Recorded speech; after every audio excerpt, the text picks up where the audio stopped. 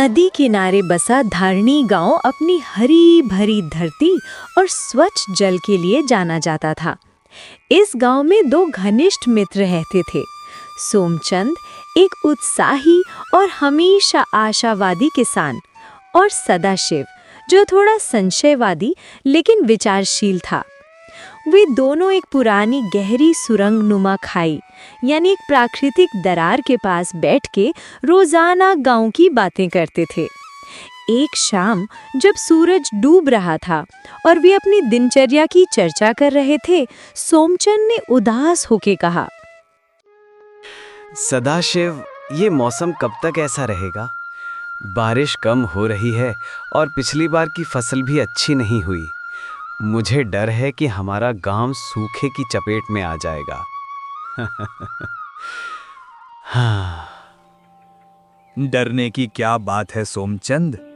अगर गांव में सूखा पड़ेगा भी ना, तो हम इस पुरानी खाई में सुरक्षित रह सकते हैं। पानी तो इसमें रिसता ही रहता है और हमारे पास इतना अनाज है कि हम महीनों निकाल लेंगे। बाहर की दुनिया में मुसीबतें तो आती जाती रहेंगी, लेकिन ये खाई हमें बचाएगी।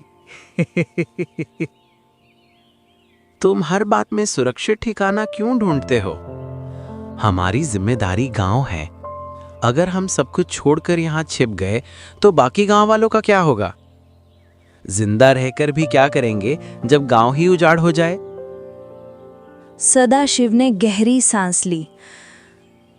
सोमचंद, तुम भूल गए, एक दशक पहले हमारे गांव में जो बुरा रोग फैला था, वो इसलिए फैला था क्योंकि पड़ोसी गांवों के दूषित पानी से निकली सब्जियां यहां बेची गई थी। उस रोग में शरीर की हड्डियां कमजोर हो जाती थीं। मुझे हमेशा ये डर सताता है कि कहीं फिर से कोई नई महामारी ना आ जाए। मैंने तो तय कर लिया है, मैं सिर्फ अपनी जमीन पर उगाया हुआ अनाज ही खाऊंगा।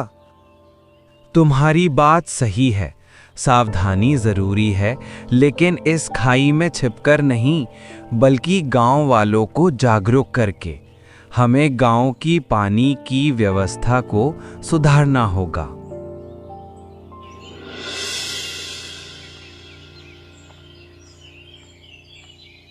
गांव में पानी की कमी और फसल खराब होने की खबर गांव के लालची जमींदार प्रताप सिंह तक पहुंची। प्रताप सिंह एक अवसरवादी और क्रूर व्यक्ति था। उसका दाहिना हाथ कालिया उसकी हर काली करतूत में उसका साथ देता था। प्रताप सिंह ने कालिया से कहा, कालिया, घाव वाले सूखे और कर्ज से टूट चुके हैं। ये सही समय है। जो किसान अपनी जमीन का कर्जा नहीं चुका पा रहे हैं, उन सब की जमीनें मैं कौड़ियों के दाम पर खरीद लूंगा। कालिया ने तुरंत हामी भर दी। मालिक, मैंने पूरी सूची तैयार कर ली है। कुछ किसान तो हताश होकर गांव छोड़कर भी जा चुके हैं। उनकी जमीनें तो बिना किसी विरोध के हमारे नाम हो जाएंगी। प्रताप सिंह ने शंका जाहिर की। अगर वे वापस आ गए तो? कानूनी दांव पेच में फंसना नहीं चाहता। मालिक, हम जाली दस्तावेज बनवा लेंगे। और रही बात विरोध की, तो आप किसानों को दिखावटी मदद देना शुरू कर दीजिए। इससे उन्हें लगेगा कि आप मसीहा हैं और कब्जे के बाद भी वे आवाज नहीं उठाएंगे। कालिया ने चालाकी से सलाह दी। सोमचंद की पत्नी पायल ने जमींदार के षड्यंत्र की खबर सुनी। सोमचंद, हमें अब और इंतजार नहीं करना चाहिए। जमींदार हर दिन किसी न किसी किसान की जमीन हथिया रहा है। वो हमारे खेत पर भी कब्जा कर लेगा।